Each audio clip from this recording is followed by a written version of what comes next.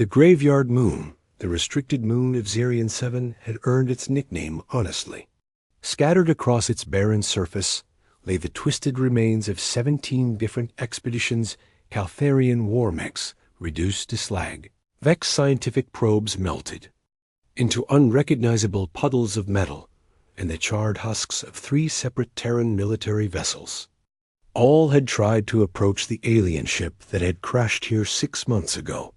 All had failed spectacularly. The vessel itself defied classification. Neither the sharp, crystalline designs favored by the Caltharians nor the organic curves of Vex.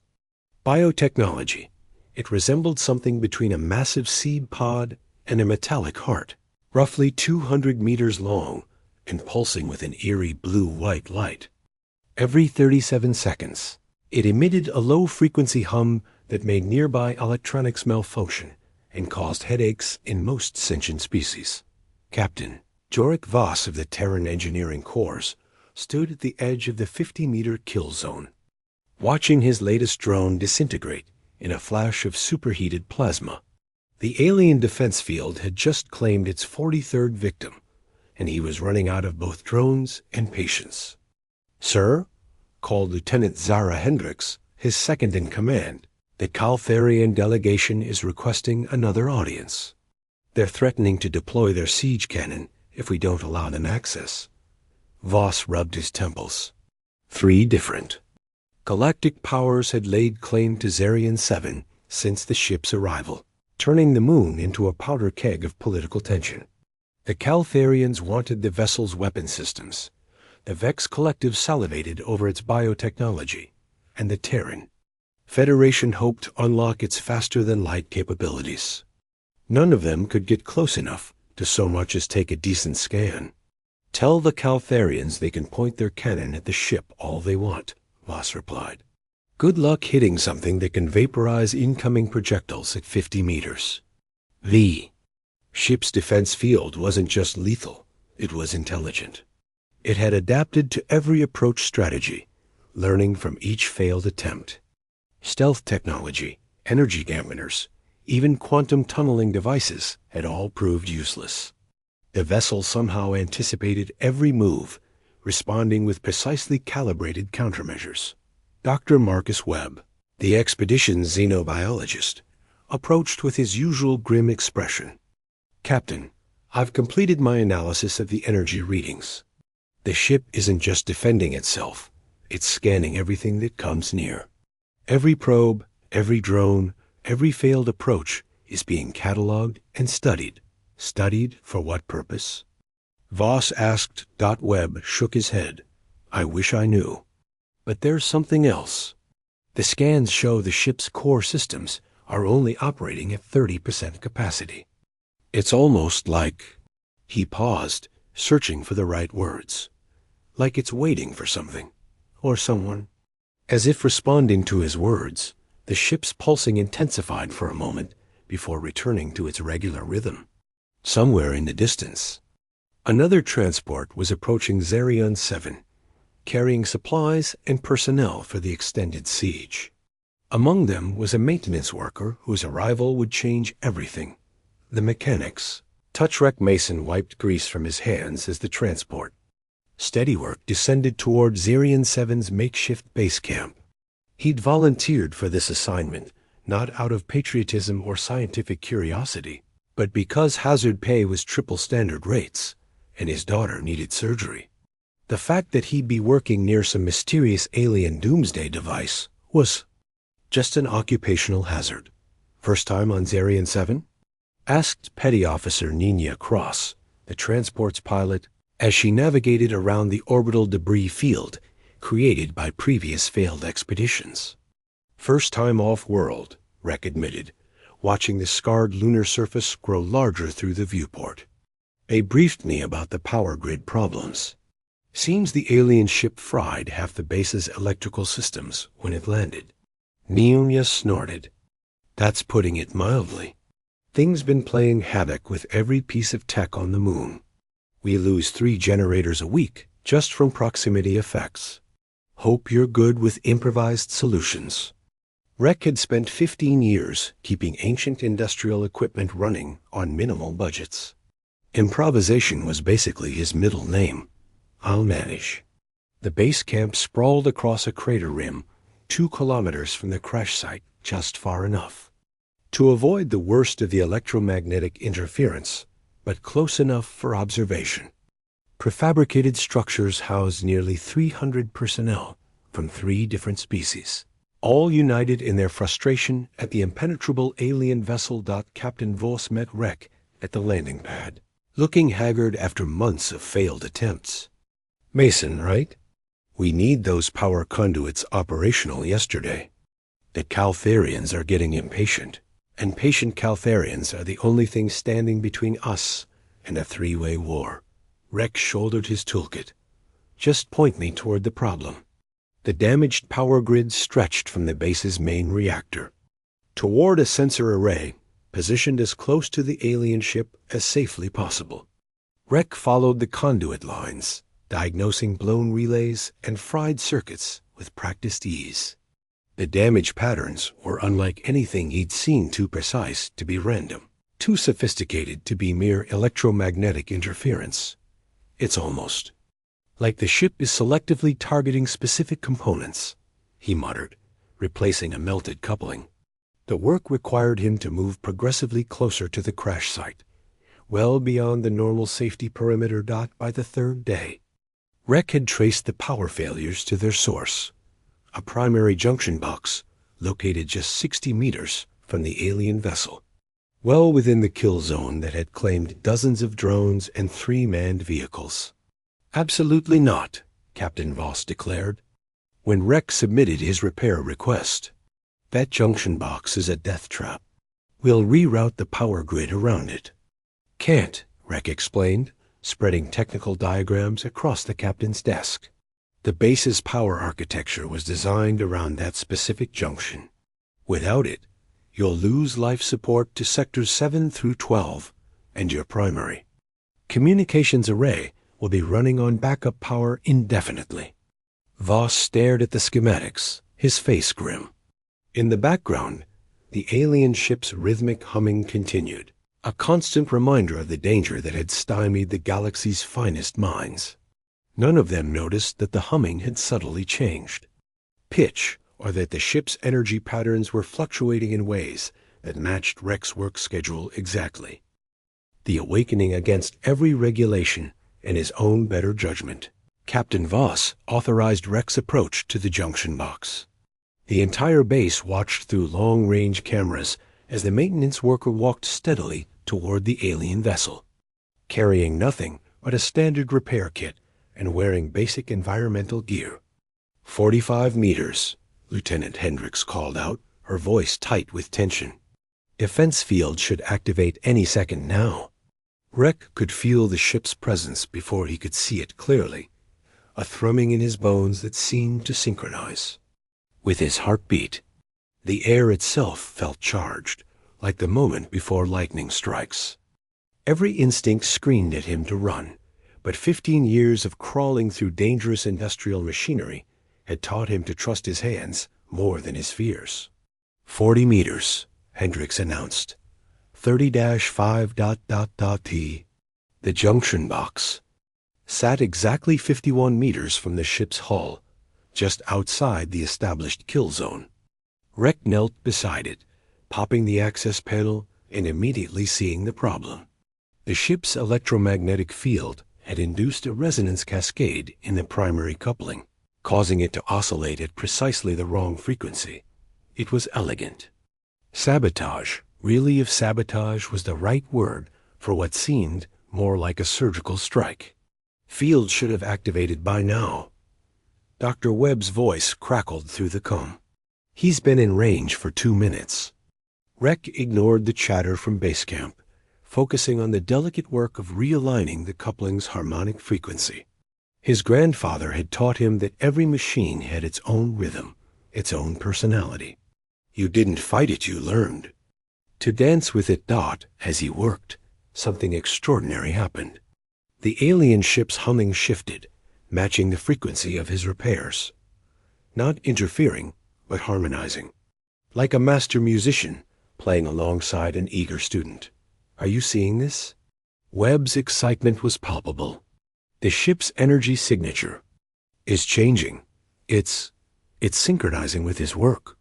Rek felt it too, a sense of recognition, as if the ship was watching him with something approaching approval. When he finished the coupling repair and stood to leave, the ship's hull began to change. Panels that had remained sealed for 6 months slid open with barely audible whispers, revealing corridors that pulsed with warm organic light. "My God," Captain Voss breathed. "It's opening." But the ship wasn't opening for the assembled scientists, military officers, or alien delegates. As Rek walked back toward the junction box, the ship's newly revealed entrance turned to track his movement.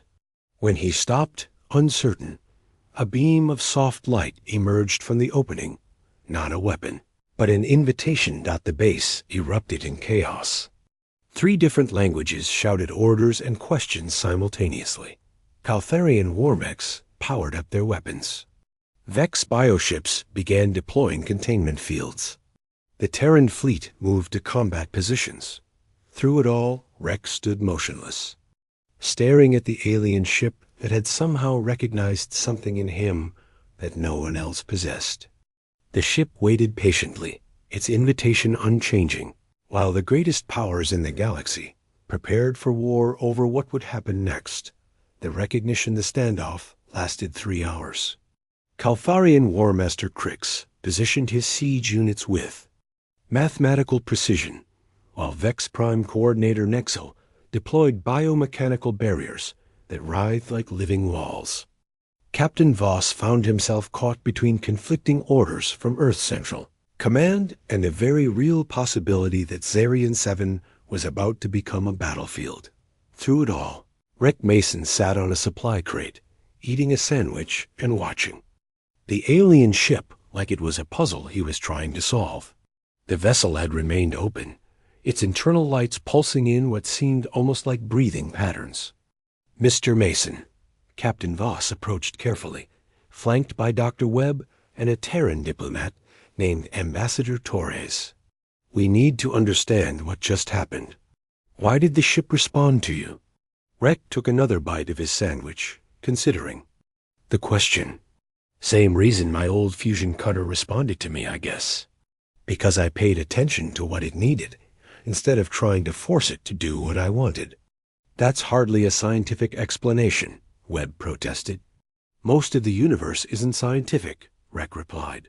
"It just is. You've all been treating this ship like it's broken, but it's not. It's selective, picky about who it lets inside." "War Master." Crix's amplified voice boomed across the crater. "Human mechanic, the Caltharian Empire claims salvage rights to this vessel. You will stand aside and allow our technicians to board." Before anyone could respond, the ship's defensive field flickered to life, not around its perimeter, but specifically between Crix's forces and Rek's position. The message was unmistakable. Approach him and face the consequences. Vex Prime Coordinator Nexel tried a different approach, her bioship extending graceful tendrils that moved toward the vessel with hypnotic fluidity. The ship's response was immediate and devastating, a focused energy pulse that flash froze every tendril solid before shattering them into crystalline fragments. "Definitely picky," Rek observed. Ambassador Torres stepped forward, his diplomatic training warring with the unprecedented situation. "Mr. Mason, you understand the implications here. This vessel could represent the greatest technological advance in galactic history. We need to study it, understand it." "Maybe," Rek interrupted, standing and dusting off his work clothes. "Or maybe it's been studying us. 6 months of watching everyone try to break into it, learning about our languages, our tech, our intentions." He looked directly at the ship's open entrance. "Question is, what did it decide?" As if responding to his words, new panels opened along the ship's hull, revealing symbols that began shifting and changing. The base's translation computers went wild, trying to parse meaning from the flowing script. But Rek didn't need computers somehow. He could feel the ship's communication, like a vibration in his bones. "It's not from around here," he said quietly. "Not from this galaxy, maybe not even this universe. It's been traveling for a very long time, looking for something specific." He paused, the understanding coming to him in waves.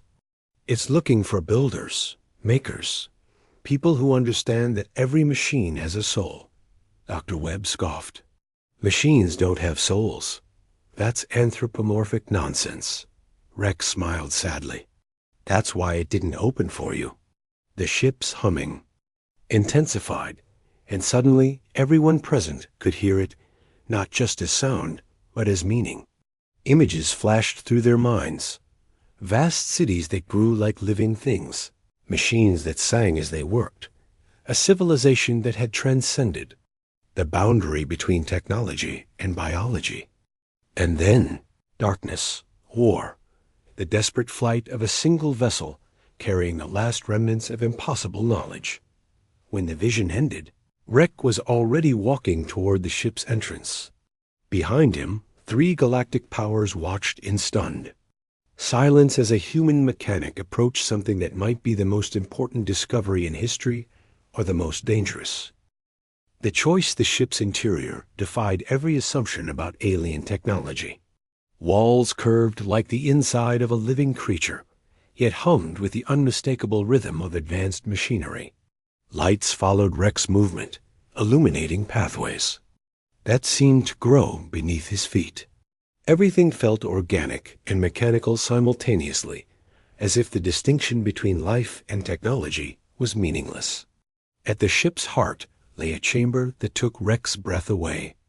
The walls were transparent, revealing the cosmos beyond, not Zirion 7's barren surface, but a view of the galaxy itself, spinning slowly in patterns that suggested vast intelligence.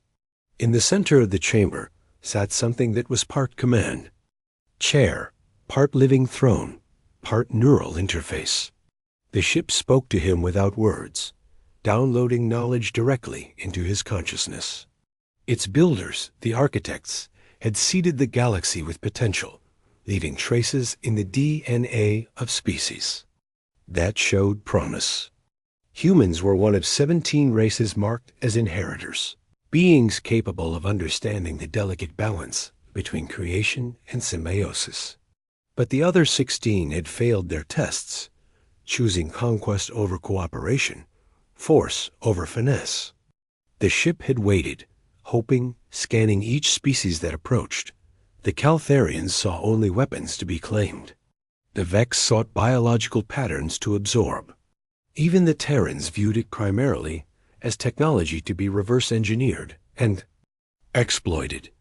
Only Rek had approached without agenda, had fixed what was broken without demanding to know why.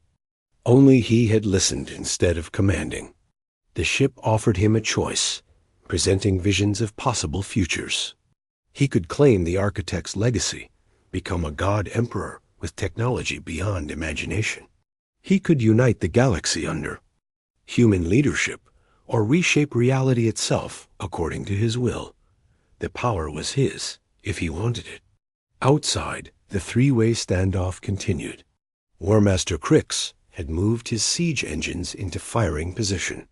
Prime Coordinator Nexel deployed. Increasingly aggressive bioforms. Captain Voss tried desperately to maintain peace, while his superiors screamed orders through subspace communications. Rek felt their fear, their greed, their desperate hunger for power. He also felt something else, the ship's own loneliness.